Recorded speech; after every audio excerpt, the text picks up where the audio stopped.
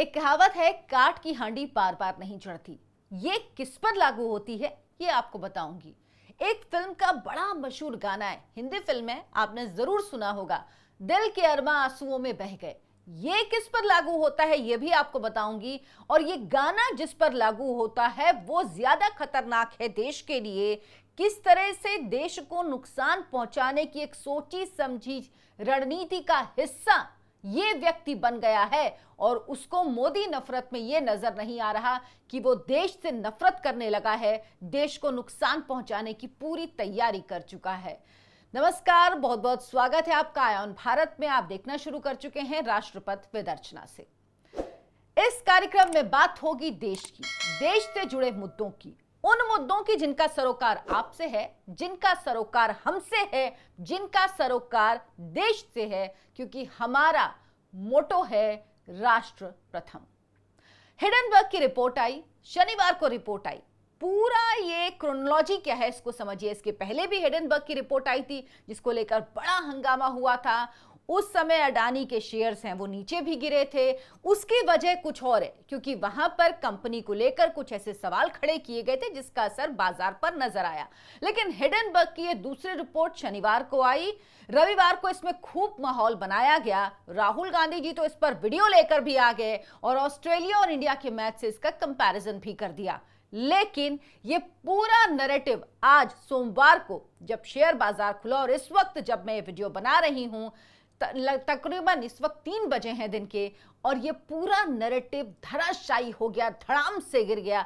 Share बाजार पर इसका कोई असर नहीं हुआ। जो पूरी साजिश थी कि शेयर बाजार पर इसका असर हो, भारतीय शेयर बाजार गिरे। और ये जो हिडनबर्ग है ये कौन है? हिडनबर्ग एक शॉर्ट टर्म जो गेन वाली है वो संस्था है। ये शॉर्ट सेलिंग करती है, एक बदमाश कंपनी आप इसको कह सकते हैं। एक ऐसी कंपनी जो अपने फायदे के लिए दूसरे जगहों की अर्थव्यवस्था को तहस नहस करती है, वहां की जो रेप्यूटेड कंपनीज हैं उनको बर्बाद करती है और उसके बाद खुद मुनाफा कमाती है।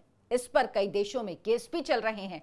पिछली बार जब इसका मामला आया हिडनबर्ग का, तो विपक्ष ने खूब माहौल बनाया। इसके बाद सुप्रीम कोर्ट तक मामला पहुंचा।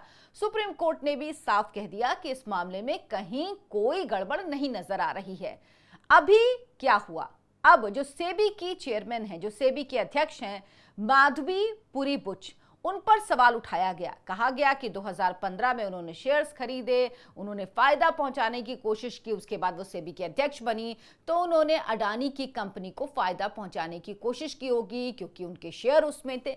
ब्ला ब्ला ब्ला, बहुत कुछ बातें कही गई जो आप इस वक्त सुन भी रहे होंगे और आपको बहुत कुछ पता भी होगा, इसलिए मैं उन तथ्यों में बहुत ज्यादा नहीं जाऊंगी।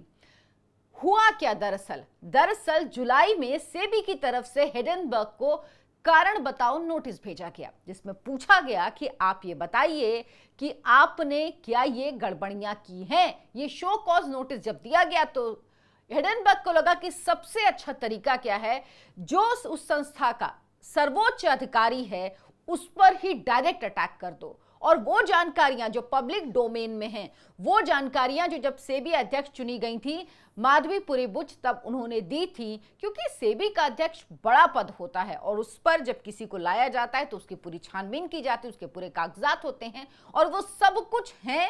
ये सारी बातें जो उसने कही, हिडनबर्ग ने मैनिपुलेट करके कही, ये सारी जानकारियां पब्लिक डोमेन में हैं। उसको घुमा फिरा कर पेश किया और उसके बाद फिर क्या था, राहुल गांधी जी उछलने लगे। इसके बाद एक ट्वीट भी लगातार जारी किया गया, चलाया गया, जिसमें लिखा हुआ है कि 5,000 रुपए हर एक व्यक्ति को दिए जाएंगे जो इस पक्ष में, हिडनबर्ग की रिपोर्ट है उसके पक्ष में ट्वीट करेगा। राहुल गांधी जी का तो पूरा एक वीडियो आ गया। उन्होंने तो उसका कंपैरिजन कर दिया कि किस तरह से ऑस्ट्रेलिया और इंडिया का मैच अगर हो रहा है, अगर रेफरी है फिक्स है, अगर अंपायर है फिक्स है, तो मैच किस तरह से सही होगा। और इससे तो लोगों का लाखों करोड़ रुपए पानी में चला जाएगा। लोग जो मेहनत से कमाई कर रहे हैं उनकी कमाई लूट ली जाएगी और सरकार सो रही है। राहुल गांधी जी, मेरा आपसे सवाल है, आप आखिर ये सब करके किसको डराना चाहते हैं? आप क्यों चाहते हैं कि भारत का शेयर बाजार गिरे? और याद रखिए, ये पहली बात नहीं है। जब 2024 के लोकसभा चुनावों के नतीजे आए, आपको याद होगा, तब भी कहा गया था कि जो एग्जिट पोल आया था वो दरअसल कॉम्प्रोमाइज्ड था।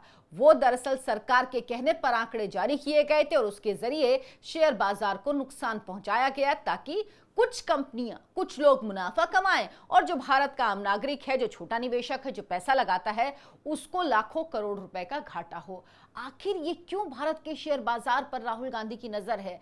क्यों राहुल गांधी चाहते हैं कि चाहे सेबी के अध्यक्ष पर वार करके, चाहे 2024 के चुनावों में जो नतीजा आया उसको लेकर, जो एग्जिट पोल हुए उसको लेकर किसी ना किसी तरह शेयर बाजार को निशाना बनाया जाए और जो लोगों के लाखों करोड़ रुपए हैं उनका नुकसान हो।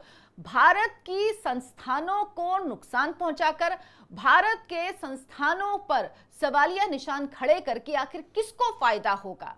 राहुल गांधी जो डीप स्टेट है उसके एजेंट के तौर पर काम कर रहे हैं। जी हां, ये बात मैं कह रही हूं, आपको लगेगा कि शायद बहुत बड़ी बात है, लेकिन आप पूरी क्रोनोलॉजी देखिए। राहुल गांधी जिस तरह से विदेश जाते हैं, यूएस जाते हैं और कहते हैं भारत में लोकतंत्र खत्म हो गया, क्यों नहीं कुछ करता यूएस, वेस्ट की ताकतें क्यों कुछ नहीं करती? बार बार जिस तरह से भारत के शेयर बाजार को नुकसान पहुंचाने की जो साजिश होती है, हिडेनबर्ग की जब पहली रिपोर्ट आई तब यह किया गया, 2024 के चुनावों के नतीजों के बाद किया गया और अब फिर यह किया गया राहुल गांधी की तरफ से। क्या आपको अभी कहीं से कोई डाउट है इसमें?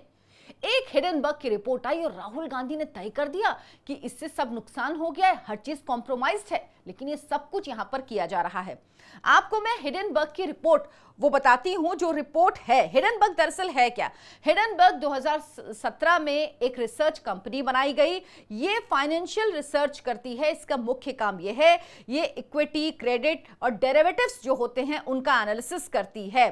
और हिडेनबर्ग अब तक 16 कंपनियों को निशाना बना चुकी है। ये यही काम करती है, बड़ी बड़ी कंपनियों को निशाना बनाती है ताकि उसके शेयर के दाम गिर जाएं और शॉर्ट सेलिंग करके ये मुनाफा कमा सके। जो पहले से पूरा प्रोसेस होता है वो तय होता है।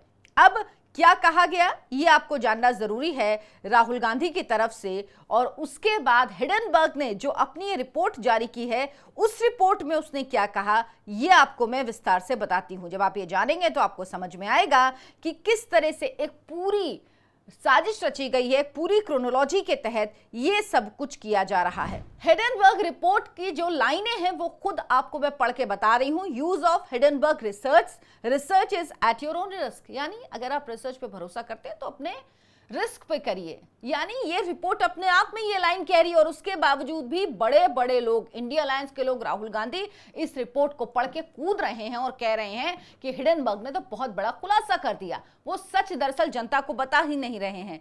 माधवीपुरी बुच की तरफ से कहा गया कि ये सारे खुलासे वर्षों पहले सेबी को कर दिए गए हैं। 2015 में इन्वेस्टमेंट किया गया था और 2017 में जब वो सेबी के अध्यक्ष बनने के कई साल पहले, 2-3 साल पहले ही वो उन्होंने उसको इनकैश कर लिया था। तो जब वो सेबी की अध्यक्ष बनी तो उस समय उनका कोई इन्वेस्टमेंट नहीं था। और अडानी की तरफ से कहा गया कि ये सब जो कहा जा रहा है कि इसमें अडानी का इन्वेस्टमेंट था, अडानी की कंपनी है, ऐसा कुछ है ही नहीं, ये सब बात गलत है।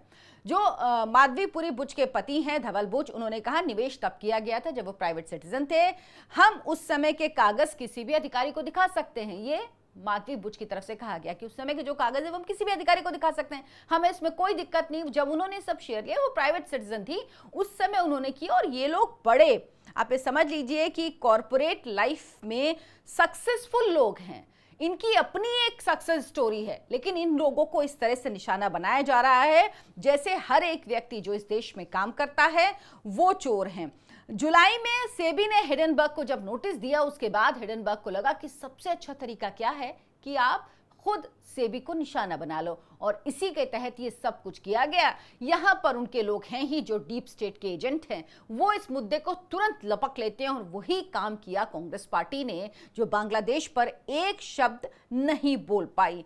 पैनिक से ये पैसे कमाते हैं, भारतीय शेयर बाजार गिराते हैं, भारत की अर्थव्यवस्था दुनिया की 5वीं अर्थव्यवस्था पहुंच गई है और ये इन लोगों को बर्दाश्त नहीं हो रहा।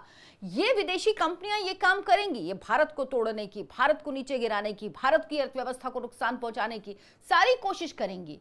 वो उनका तरीका है, वो नहीं चाहते कि भारत एक सशक्त राष्ट्र बने। लेकिन राहुल गांधी अब तो नेता विपक्ष के पद पर हैं, उन्हें तो अपनी जिम्मेदारी का एहसास होना चाहिए। लेकिन राहुल गांधी देश तोड़ने की हरकतों में शामिल हैं। एक बड़ा खुलासा हुआ है, उस पर भी बात करूंगी। किस तरह से जब कहा गया बांग्लादेश के लिए राहुल गांधी क्यों कुछ नहीं बोलते, कांग्रेस पार्टी कुछ नहीं बोलती, तो कहा गया कि ये तो अंतरराष्ट्रीय मामला, इससे हमें क्या करना। लेकिन एक हिडनबर्ग की रिपोर्ट आती है तो राहुल गांधी कूद के वीडियो बना लेते हैं, लेकिन उस मामले में उन्होंने सफाई नहीं दी कि क्या बांग्लादेश में जो कुछ हुआ उसमें राहुल गांधी की भूमिका है। अगर इस विषय पर आप चाहते हैं कि मैं विस्तार से वीडियो बनाऊं तो आप मुझे कमेंट करके जरूर बताएं। एक एक बारीक जानकारी के साथ आपको बताऊंगी कि किस तरह से जो अनरेस्ट बांग्लादेश में हुआ उसमें राहुल गांधी का नाम आ रहा है और क्यों राहुल गांधी ने आज तक, प्रियंका गांधी वाड्रा ने आज तक, सोनिया गांधी ने आज तक बांग्लादेश के हिंदुओं पर हो रहे अत्याचार को लेकर एक ट्वीट नहीं किया। ये कहते हैं ये अंतरराष्ट्रीय मामला है। गाजा और इजराइल का मामला क्या अंतरराष्ट्रीय मामला नहीं था? इजराइल जो भारत का मित्र देश है, वहां के प्रधानमंत्री को सीधे सीधे टारगेट किया प्रियंका गांधी ने, क्या वो अंतरराष्ट्रीय मामला नहीं था? क्या उन्हें भारत और इजराइल के संबंधों का ध्यान नहीं रखना चाहिए था? लेकिन ये सब कुछ नहीं हुआ क्योंकि ये लोग नैरेटिव अपने हिसाब से बनाते हैं और किसी ने भी बांग्लादेश पे कुछ नहीं बोले, लेकिन तुरंत राहुल गांधी सेबी पर वीडियो बनाकर आ गए।